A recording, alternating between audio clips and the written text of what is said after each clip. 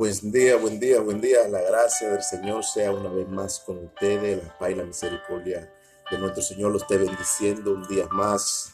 Le damos la oportunidad de que vaya a la opción de abajo, te suscribas, comenta comentarios y estamos pendientes a tus comentarios. Hoy es una mañana muy gloriosa donde el Señor hará grandes maravillas y queremos compartir unas palabras muy poderosas que nos va a enriquecer a todos nosotros.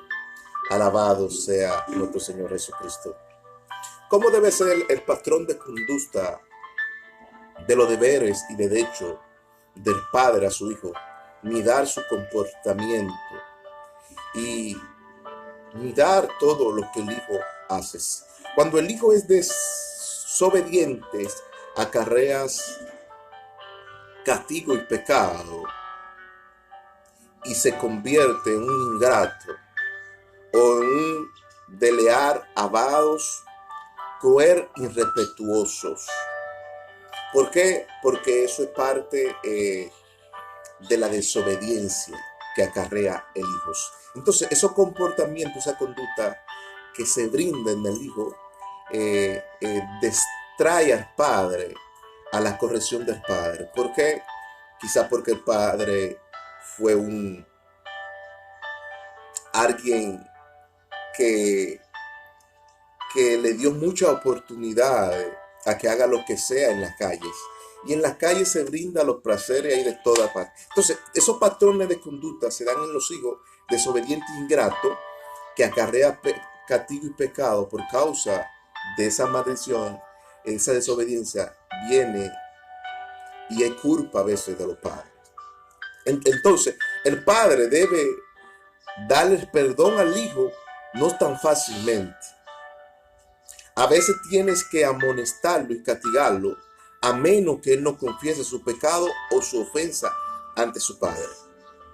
Porque a veces el hijo comete algún pecado y el padre le da el perdón muy fácil y a veces el hijo no confiesa a veces ni su pecado y a veces el hijo sigue haciendo lo que sea en la calle. Entonces, esos son los patrones de conducta que se ven en la vida cotidiana de los hijos hoy en día por la mala crianza de los padres. Entonces, hay un texto bíblico que nos habla acerca de que el hijo cuando venga a recibir el perdón de su padre tiene que confesar su pecado ante su padre y depende como sea la fragilidad del hijo o el pecado que ha cometido, el padre perdonarlos o si no darle sus castigos. Alabado sea Cristo, porque dice la escritura que el hijo que Dios ama corrige, así también eso se invierte también al padre. El hijo que el padre ama tiene que corregirlo y castigarlos. Entonces, Lucas 15:11 nos dice, había un hombre muy rico, nobles y pudientes. Tenía 2 hijos. El menor de él le pidió su herencia y quería irse a un lugar aparte a vivir, a gastar esa herencias. Y ahí vemos el verso 15, 13 y 30, donde dice, y muchos días después, el hijo menor fue a una provincia donde había muchas rameras, diversión, sexo, alcohol, y locamente aquel hijo perdido desperdició todos sus bienes por medios de los vicios. Ese es Lucas 15:30, 15, 13 y 30. Locamente perdió todo por los vicios.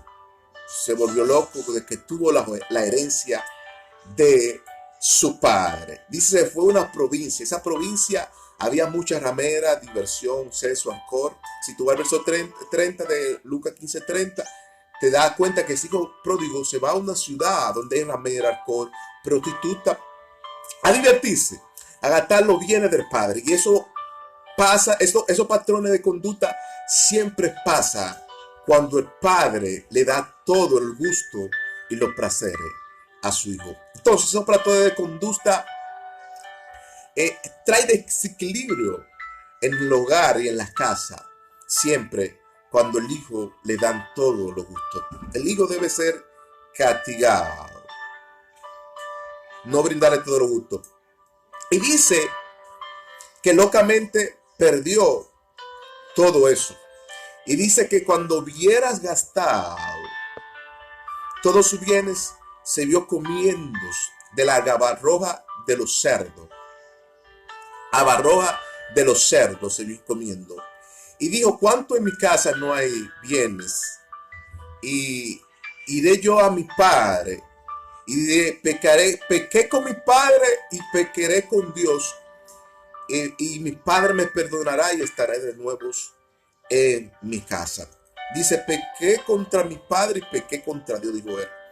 Él ve que peca, pero el padre lo recibe con un beso, y el beso es símbolo de amor, de caridad, de que todavía el padre tenía el amor del hijo. Pero qué malo es cuando el padre, después de darle la herencia al hijo, recibe al hijo sin una amonestación.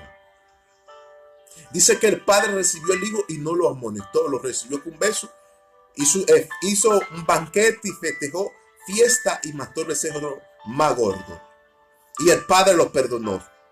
Eso pasa en la Biblia, eso pasa cuando cuando el padre recibe al hijo y le da el perdón de una vez, antes que el hijo no se confiese ante el padre. Ese hijo necesitaba un castigo de Dios. Esta historia aquí es una historia muy complicada. Este hijo necesitaba un castigo del padre. Necesitaba ir a la hacienda del padre y el padre ponerlo, ni que sea por un mes, a trabajar y arar la tierra para que sepa por dónde proviene el sudor del hombre. Y se merecía un castigo. Lo que me cuenta aquí es la historia que cuando llega su otro hermano, que el otro hermano tenía todas las cualidades de abuelos, trabajaba la hacienda, hacía prosperar los bienes de su padre, y se tuvo que enojar, obligatoriamente se tuvo que enojar. ¿Por qué? Porque a este sinvergüenza, a este charlatán, después de malgastarlo sus bienes con los prostitutas, con alcohol, con sexo, con drogas, con prostitución, el padre viene y le hace fiesta y lo perdona así tan fácil. Se enojó el otro hermano, y dice la escritura que el hermano se enojó y se airó porque le hicieron fiesta y le había desobedecido a su padre, porque ese hijo era un desobediente y acarreaba un castigo del pecado, y se convirtió en un ingrato, de leal, avaro y cruel, irrespetuoso de su padre. Entonces se mereció ese castigo. ¿Por qué? Porque era así. Entonces el padre festeja la fiesta y le da el perdón. No digo que sea malo, pero no tenía que recibirlo con esas cualidades, porque ahí vemos la trayectoria de lo que el hijo hizo. Entonces, ahí vemos, el padre debe dialogar y enseñar al hijo acerca de la disciplina en el amor y en las preferencias de la relación sexual, para que no tenga sexo ilícito allá afuera. El sexo es creado por Dios, no es malo, es bueno. El sexo es algo puro, santo, sagrado, y es permitido. A todos tenemos sexo. Y Dios nos llamó a tener relaciones sexuales con nuestra esposa o con nuestra pareja. ¿Por qué? Porque eso es bueno y es algo sagrado. Pero ahí vemos que el adolescente o en los jóvenes hoy en día son inmaduros a lo que es el sexo hoy en día. Y el pecado que hay ahí afuera acarrea muchas condiciones de atar al joven a los deseos del mundo, a los deseos y a los placeres engañosos de este siglo. Entonces el padre debe enseñarle disciplina en el amor, de enseñarle en la preferencia sexual, en la relación sexual, en no tener sexo ilícito antes que no sea con su esposa, no practicar el sexo con otra mujer, porque ahí vemos que alguna mujer puede hacer una amarre sexual al joven que es inmaduro y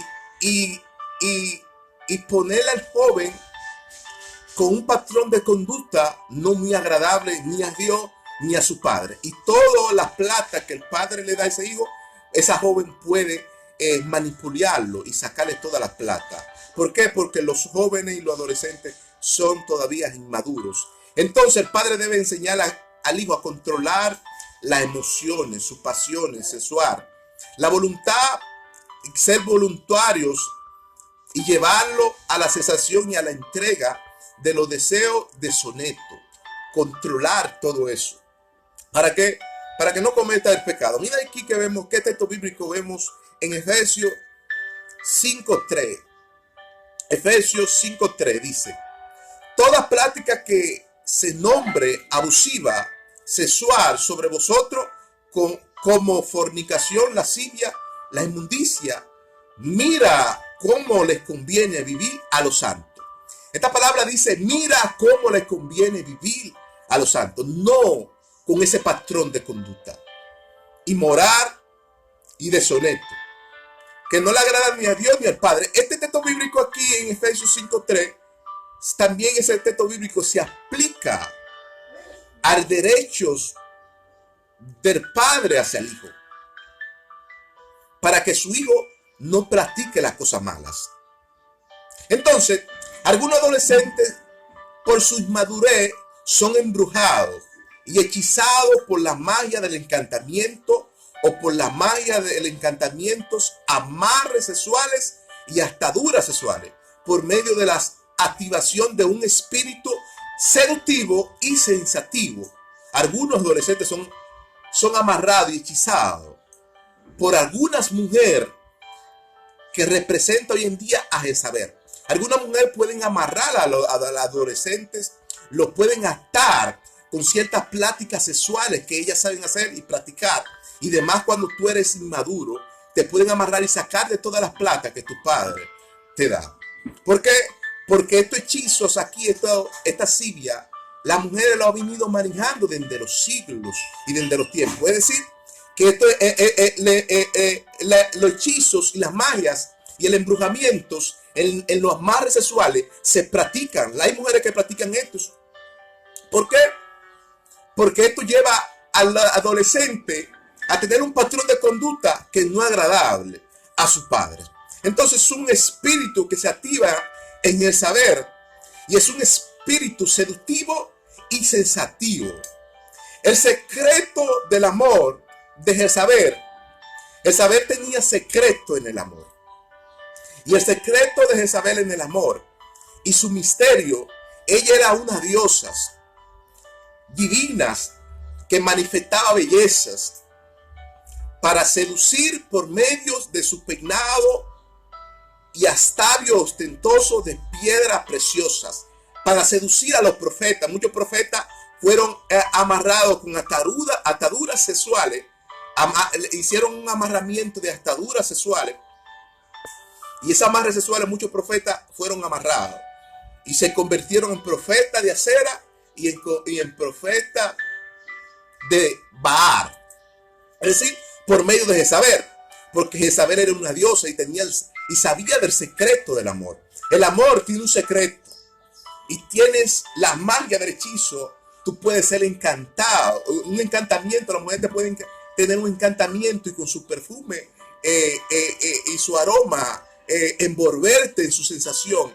Y entonces los hijos adolescentes y los jóvenes que no tienen madurez pueden ser amarrados por una amarradura sexual y una atadura sexual de una mujer que tenga un espíritu jezabelico. Entonces el amor tiene un secreto y un misterio, y Jezabel lo practicaba porque ella era la belleza y era una diosa. Entonces Jezabel era erótica y exótica, sexual, que manifestaba la sensación de la magia y del hechizo y de su encantamiento para amarres sexuales y para embrujar, y tenía un espíritu de manipulación, de placer, de droga, sexo, alcohol, y ella era diva, una diva activa con sabor o fragantes y todo estereotipos de porno. Practicaba Jezabel toda esta cosa. Es decir, el hijo, cuando es desobediente y se va a ir afuera, no sabe con qué se va a enfrentar. ¿Por qué? Porque allá afuera están todos los encantamientos, toda la magia, toda la brujería que se pueden amarrar a una persona y atarlo. ¿Por qué? Porque ella era una diosa y ella tenía el secreto del amor. Cómo seducir a un hombre, cómo seducir a un adolescente y poner al adolescente rápido a que le saque la plata al padre y ella sacáselo a él. ¿Por qué esto se ve? Esto es engaño. Mira que dice Proverbios 31:30. Engañosas es la gracia y vana la hermosura. La mujer que teme a Jehová, esa será alabada. Porque dice que engañosa es la gracia y vana su hermosura. Isabel sabía que en la gracia, y era una diosa y tenía gracia, no de Dios, tenía gracia del mundo. Y sabía que en la hermosura había un encantamiento.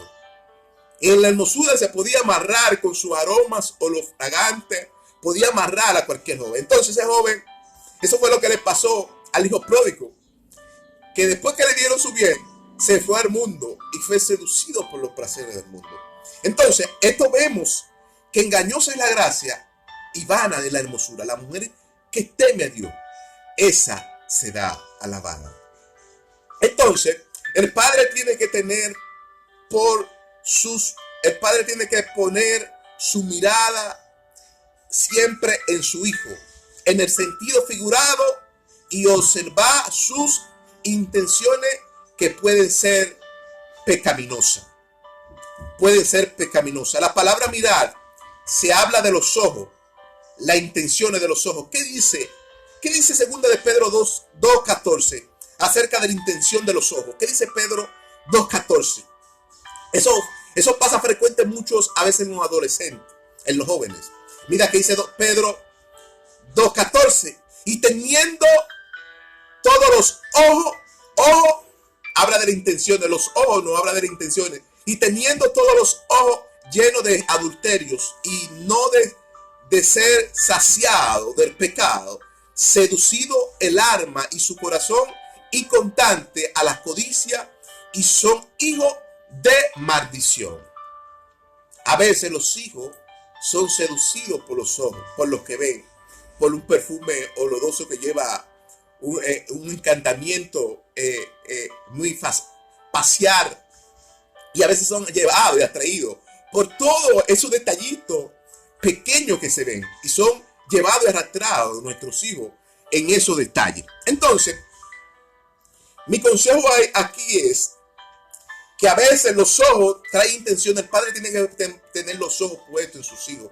Cuando hablo de los ojos puestos en sus hijos, sus intenciones, mirar sus intenciones. Entonces, eso no habla que por los ojos entre el pecado. El hijo debe confesar su pecado ante sus padres para que no sea castigado por Dios y tanto por el Padre. Primera de Juan 1:9 dice: si confesamos nuestros pecados en aquel que es fiel y justo, nos perdonará y nos limpiará nuestra conciencia de toda clase de maldad.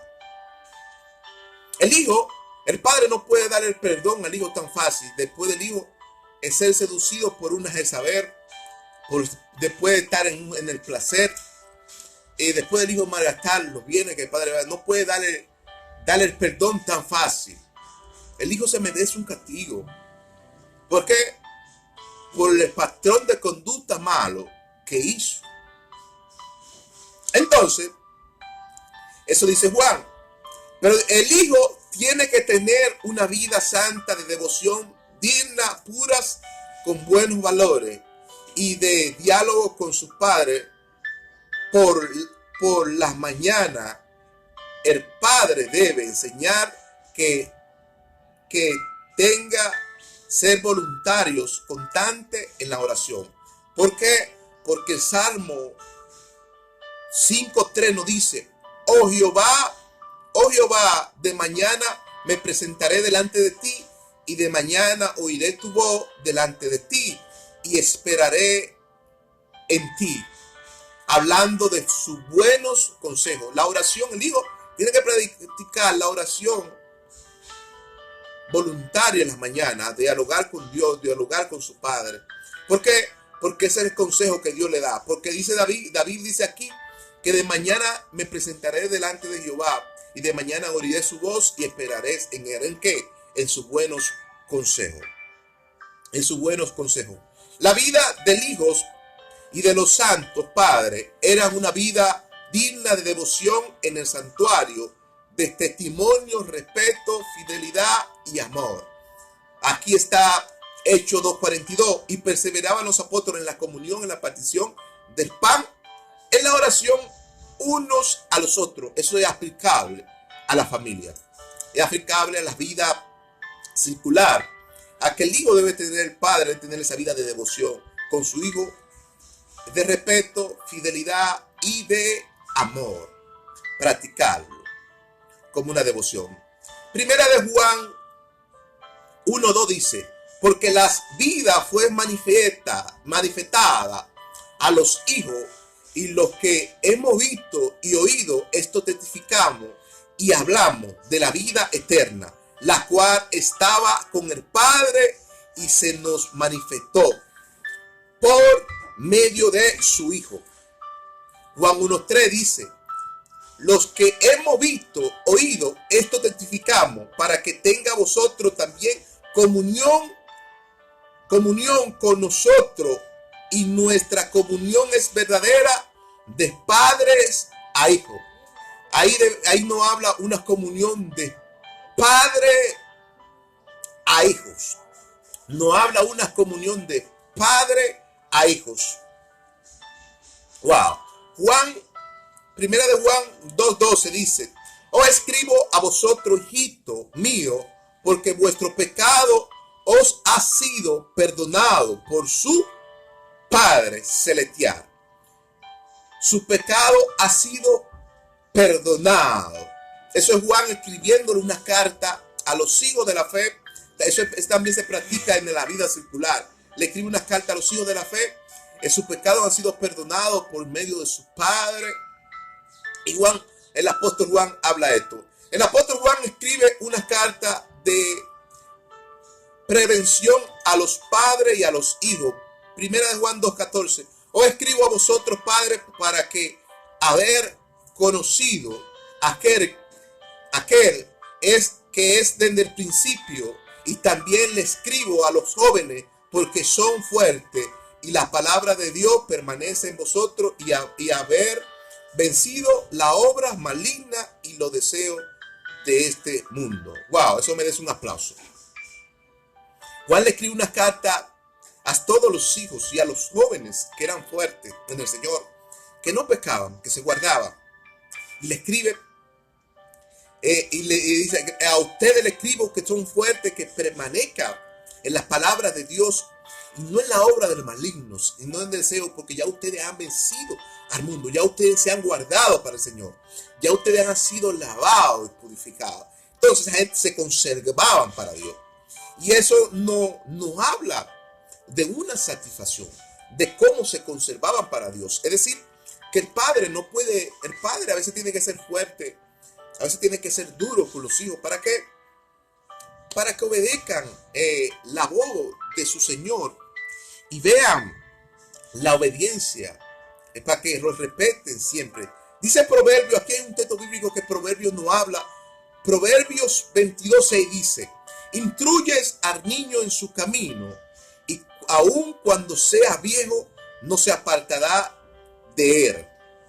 Instruye al niño en su camino, y aun cuando sea viejo no se apartará de él. Ese es el deber del padre, el derechos. Ese es el deber del padre y el derecho del padre: instruir al niño en su camino, y cuando sea grande no se apartará de él. Ahí vemos Proverbios 1:8, dice: oye, hijo mío, las instrucciones de tu padre, y no de menospreciar la corrección de su madre. El hijo tiene que ser obediente, no ingrato. El hijo tiene que obedecer a su padre. ¿Por qué? Porque es parte de la vocación y del llamamiento de Dios a un hijo a la obediencia. De llamar al hijo a la obediencia. Aquí vemos Efesios 5:17. Por tanto, no seas hijos insensatos, sino entendido en los últimos tiempos de cuál sea la voluntad del Señor. El hijo debe considerar sus conductas como unas cartas respetuosas y no caminar como hijos insensatos, sino ser entendidos en los últimos tiempos, en los placeres. Dios le bendiga, la paz y la misericordia de nuestro Señor Jesucristo esté contigo. Le invitamos a que vaya a la opción de abajo, te suscriba, les dé like, comentes al video y estamos pendientes a tus comentarios. Le bendecimos con este mensaje. La bendición de nuestro Señor esté con ustedes y camine siempre como hijos de la luz.